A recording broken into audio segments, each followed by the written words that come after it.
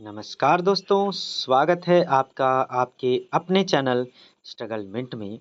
दोस्तों, आज का जो हमारा टॉपिक है वो उत्तर प्रदेश पुलिस कांस्टेबल से संबंधित है, जिसमें हमने सामान्य ज्ञान के कुछ महत्वपूर्ण प्रश्न आपके लिए प्रस्तुत किए हैं। तो ज़्यादा समय न लेते हुए चलिए शुरुआत करते हैं। आज का जो हमारा पहला प्रश्न है वो यह है कि कुतुबुद्दीन ऐबक किस राजवंश का संस्थापक था? तो याद रखिएगा दोस्तों, इसका जो आंसर है वो है तीसरा, यानी गुलाम वंश। गुलाम वंश जो है इसका सही जवाब है। देखिए, अगला प्रश्न दिया हुआ है, निम्नलिखित में से कौन से देश संयुक्त राष्ट्र सुरक्षा परिषद के स्थायी सदस्य हैं?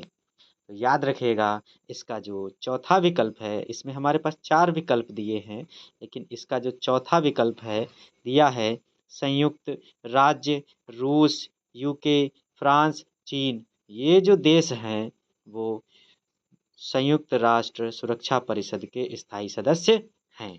ठीक है। इसके बाद अगला हमारा प्रश्न देखिए दिया हुआ है, निम्नलिखित में से किसकी खेती भारत में जायद फसल के रूप में की जाती है? देखिए, हम आपके लिए सभी प्रश्न बहुत ही महत्वपूर्ण जितने होते हैं वही प्रश्न यहाँ पर लेकर के आए हैं। तो इसलिए एक-एक प्रश्न को ध्यान से समझने का प्रयास करिए। आपको ये सभी प्रश्न परीक्षाओं में मिल सकते हैं। इसलिए अब देखिए आगे क्या कह रहा है इसमें क्वेश्चन, कि निम्नलिखित में से किसकी खेती भारत में जायद फसल के रूप में की जाती है? ये भी एक महत्वपूर्ण प्रश्न है। तो देखिए, इसका जो आंसर है वो है तरबूज। ठीक है। अब आपको प्रत्येक प्रश्न पर विशेष ध्यान देना है। ठीक है। आगे देखिए प्रश्न क्या दिया हुआ है, कि भारत में लोसूंग या लोसांग त्योहार ज़्यादातर हर वर्ष दिसंबर के महीने में मनाया जाता है। यह त्योहार भारत के किस राज्य का सबसे महत्वपूर्ण त्योहार है? तो याद रखिएगा दोस्तों, इसका जो आंसर है वो है सिक्किम। ठीक है। आगे देखिए क्या कह रहा है प्रश्न, कि दिए गए पुलिस के रैंक को निचले क्रम से उच्च क्रम में व्यवस्थित करिए। यहाँ पर हमारे पास 4 विकल्प दिए हैं, लेकिन इसका जो हमारा दूसरा विकल्प दिया है, यानी हेड कांस्टेबल, इंस्पेक्टर, सहायक या उप पुलिस अधीक्षक, पुलिस उप महानिरीक्षक, ये इसका सही जवाब है। आइए अगला प्रश्न देख लेते हैं। इसमें क्या कह रहा है, कि निम्न में से कौन भारत के प्रथम सर्वोच्च वीरता पुरस्कार परमवीर चक्र से सम्मानित हुए थे? तो इसका जो आंसर है वो है मेजर सोमनाथ शर्मा। ठीक है। आइए अगला प्रश्न देख लेते हैं। अगला हमारा प्रश्न दिया हुआ है, कि उत्तर प्रदेश के नौटंकी, रामलीला, कजरी, झोरा, छपेली और जैता निम्नलिखित में से किससे संबंधित हैं? तो इसका जो आंसर है वो है लोक नृत्य। ठीक है। अगला प्रश्न देखिए क्या दिया हुआ है, कि एक प्रसिद्ध पुस्तक है जिसका नाम है द कोलकाता क्रोमोसोम। ये इसमें से किस लेखक द्वारा लिखी गई है? ये प्रश्न आपको बताना है। तो इसका जो आंसर है वो है अमिताभ घोष। ठीक है। आइए अगला प्रश्न देख लेते हैं। क्या कह रहा है, कि निम्नलिखित किस वर्ष में भारतीय आईटी अधिनियम 2000 में प्रमुख संशोधन किया गया था? तो इसका जो आंसर है वो है वर्ष 2008। अगला प्रश्न देखिए हमारा दिया हुआ है। अगला प्रश्न कह रहा है, कि भारत में नोटबंदी, जिसको दूसरी भाषा में विमुद्रीकरण भी कहते हैं, वो कब हुई थी? तो इसका जो आंसर है वो है 8 नवंबर 2016। अगला देखिए प्रश्न क्या कह रहा है। इसमें क्वेश्चन देखिए कह रहा है, कि अगस्त 2020 में शौर्य चक्र पुरस्कार से किसे सम्मानित किया गया? तो याद रखिएगा दोस्तों, इसका जो आंसर है वो है विशाखा नायर, यानी पहला आंसर जो है इसका दिया हुआ है वही इसका आंसर है। अगला देखिए प्रश्न क्या कह रहा है, कि नोटबंदी से पहले, क्या कह रहा है क्वेश्चन, नोटबंदी से पहले अर्थव्यवस्था में 500 के नोटों की संख्या कितनी थी? यानी नोटबंदी हुई तो 500 के नोट बंद हो गए। पुराने वाले की नोटों की बात हो रही है, तो उससे उसमें ये पूछ रहा है कि नोटबंदी से पहले 500 के नोटों की संख्या कितनी थी। तो इसका जो आंसर है, याद रखिएगा, इसका जो आंसर है वो दूसरा जो विकल्प दिया है 17,165 मिलियन, इसका जो यही सही जवाब है। अगला देखिए प्रश्न क्या कह रहा है कि इतिहासकारों के अनुसार निम्नलिखित में से किसे दिल्ली का पहला सुल्तान माना जाता है। तो याद रखिएगा दोस्तों, इसका जो जवाब है वो है कुतुबुद्दीन ऐबक।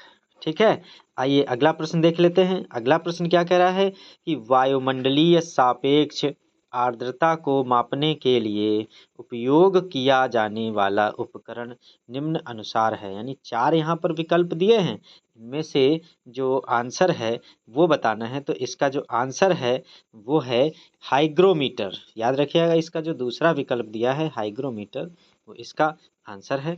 अगला देखिए प्रश्न क्या कह रहा है कि भारत में ने निम्नलिखित में से किस देश के साथ भूमि सीमा का एक समझौता किया जो जून 2015 में अनुसमर्थन पुष्टि या इंस्ट्रूमेंट्स ऑफ रेटिफिकेशन के आदान प्रदान के बाद लागू हुआ। तो याद रखिएगा, इसका जो आंसर है वो है दूसरा वाला, यानी बांग्लादेश।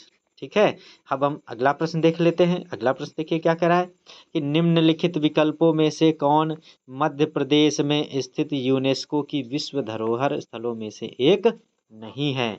तो याद रखिएगा दोस्तों, इसका जो आंसर है वो है दूसरा वाला, यानी हम्पी स्मारक समूह।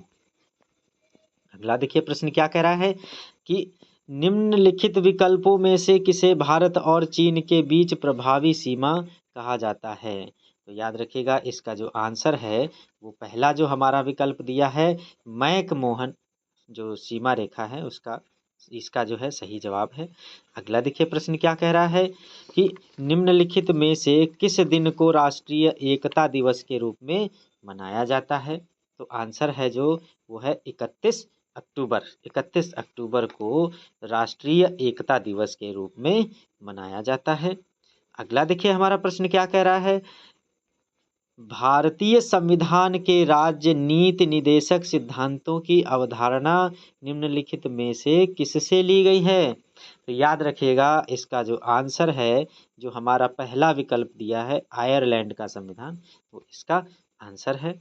अगला देखिए प्रश्न क्या कह रहा है कि इथोपिया की मुद्रा क्या है। ये हर देश की अपनी एक मुद्रा होती है, तो आपको यहाँ पर पूछ रहा है कि इथोपिया जो कि एक देश है, इसकी मुद्रा क्या है। तो इसका जो हमारा चौथा विकल्प दिया है, तो इसका जो चौथा विकल्प दिया है बिर, इसका जो यही जवाब है। अगला देखिए प्रश्न क्या कह रहा है कि मार्च 2020 में उत्तर प्रदेश सरकार द्वारा जारी आंकड़ों के अनुसार उत्तर प्रदेश के निम्नलिखित में से किस जिले ने राज्य की जीडीपी में अधिकतम योगदान दिया।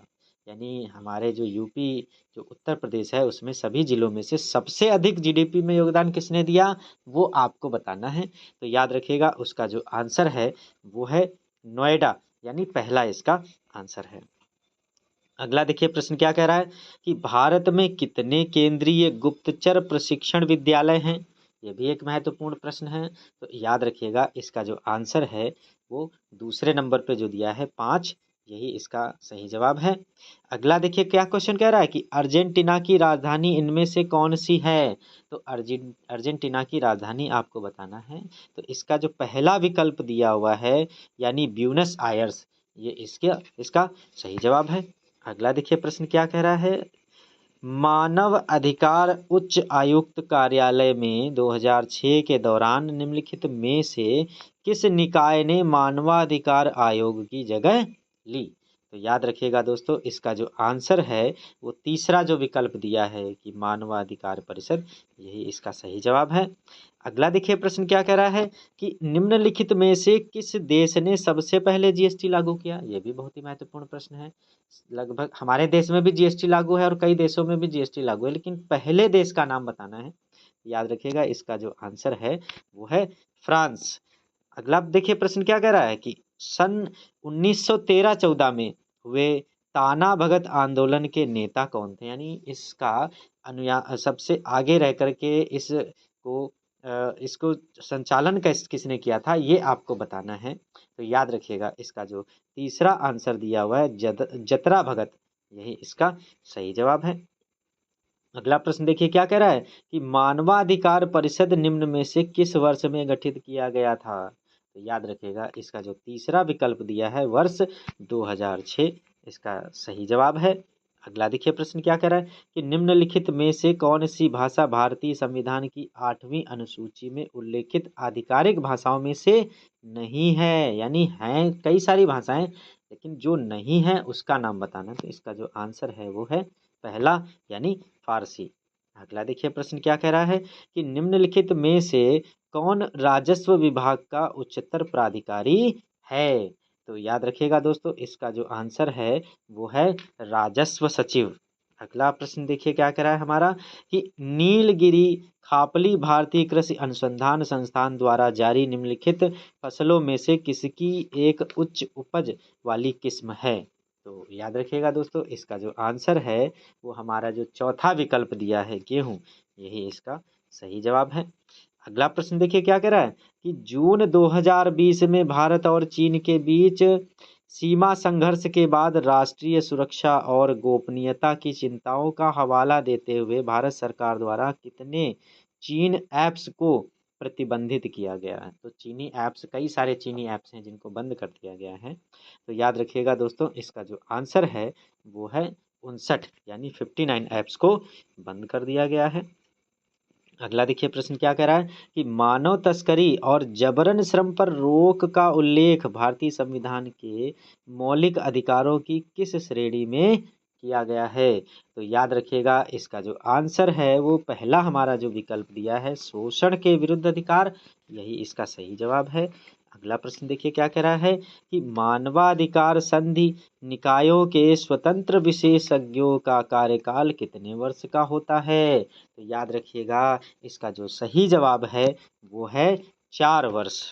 ठीक है दोस्तों, तो इस प्रकार से हमने आपके लिए कुछ महत्वपूर्ण प्रश्न आपके लिए लेकर आए, और उम्मीद करते हैं कि ये सारे प्रश्न आपको अच्छे से समझ में आ गए होंगे।